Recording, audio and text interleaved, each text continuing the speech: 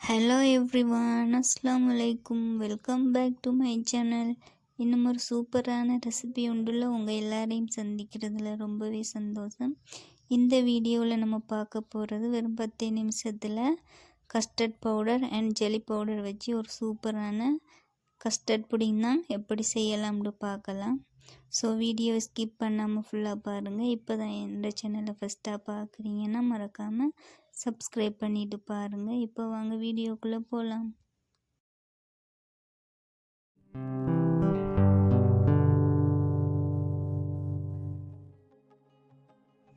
முதல்ல இந்த ஜெல்லியை செஞ்சு எடுத்துக்கொள்ளலாம். அதுக்கு பார்த்தீங்கன்னா மோத்தா பிராண்ட்லேருந்து நான் ஜெல்லி பவுடர் எடுத்திருக்கேன். இது 100 கிராம் பேக், பட் நான் எடுத்திருக்கிறது 50 கிராம் தான்.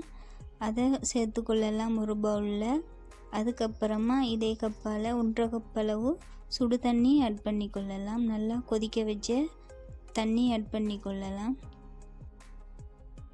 தண்ணி ஆட் பண்ணதுக்கு அப்புறமா நல்லா கரையும் வரைக்கும் மிக்ஸ் பண்ணி விடுங்க. இந்த மாதிரி நல்லா கரைச்சதுக்கு அப்புறமா நாம் எந்த கப்பில் ஜெல்லி செய்ய போகிறோமோ அந்த கப்பில் ஆட் பண்ணி கொள்ளலாம். நான் டீ கப் எடுத்திருக்கேன். இந்த டீ கப்பில் இந்த ஜெல்லி செஞ்சு கொள்ள போகிறேன். பார்த்திங்கன்னா நாம் கரைச்சி வச்சிருக்கிற ஜெல்லி மிக்ஸை இந்த கப்பில் ஆட் பண்ணி கொள்ளலாம். கப்பில் ஜெல்லி மிக்ஸ் ஆட் பண்ணதுக்கு அப்புறமா நாம் ஒரு 1 ஹவருக்கு ஃப்ரிட்ஜில் வச்சு எடுத்துக்கொள்ளலாம்.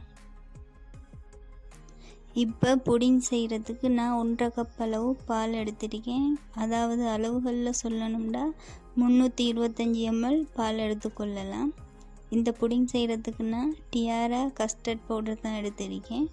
ஒரு 3 டேபிள் ஸ்பூன் கஸ்டர்ட் பவுடர் ஒரு பவுலில் ஆட் பண்ணிவிட்டு எடுத்து வச்சிருக்கிற கஸ்டர்ட் பவுடரை கரைச்சி கொள்றதுக்கு 1/4 கப் அளவு பால் சேர்த்து கட்டிகள் இல்லாமல் நல்லாவே மிக்ஸ் பண்ணி கொள்ளுங்க. நாம் எப்போவுமே இந்த கஸ்டர்ட் புடிங் செய்யும்போது வேறு ஒரு பவுலில் கஸ்டர்ட் பவுடர் சேர்த்துட்டு பால் சேர்த்து மிக்ஸ் பண்ணதுக்கு அப்புறமா தான் ஸ்டவ்வில் வச்சு நாம் மிக்ஸ் பண்ணி கொள்ளணும். அப்போ தான் நல்ல பர்ஃபெக்டான புடிங் நமக்கு செஞ்சு எடுத்துக்கொள்ளலாம்.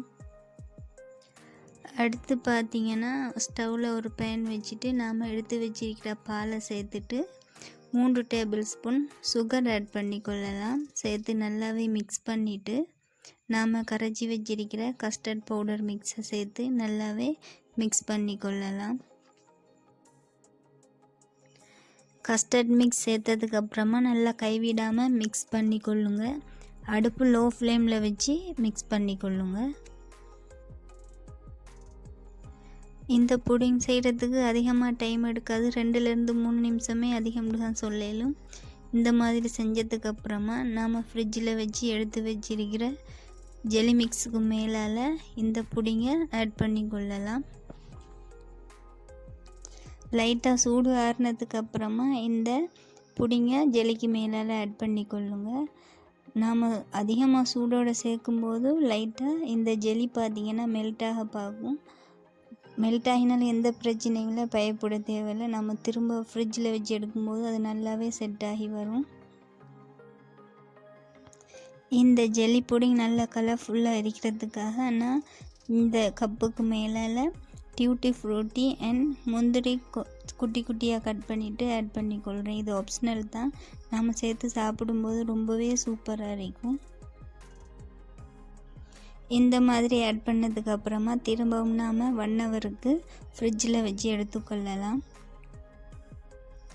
பாருங்கள், சில்லுன்னு சூப்பரான ஜெல்லி புடிங் தயாராகிட்டு சின்னவங்கள்லேருந்து பெரியவங்க வரைக்கும் ரொம்பவே என்ஜாய் பண்ணி சாப்பிடுவாங்க. நீங்கள் ஒரு முறை ட்ரை பண்ணி பாருங்கள். ரொம்பவே ஈஸியான ரெசிபி இது. வரப்போகிற நோன்பு காலங்களில் சில்லுன்னு இந்த மாதிரி ஜெல்லி புடிங் செஞ்சு கொடுங்க. ரொம்பவே விரும்பி சாப்பிடுவாங்க. ஸோ அவ்வளவு தான். இந்த வீடியோ பிடிச்சிருக்கும்னு நம்புகிறேன். பிடிச்சிருந்தா லைக் பண்ணுங்கள், ஷேர் பண்ணுங்கள், மறக்காமல் சப்ஸ்கிரைப் பண்ணுங்கள். இன்னும் ஒரு சூப்பரான ரெசிபி ஒன்றுல உங்கள் எல்லாரையும் சந்திக்கிறேன். தேங்க்ஸ் ஃபார் வாட்சிங்.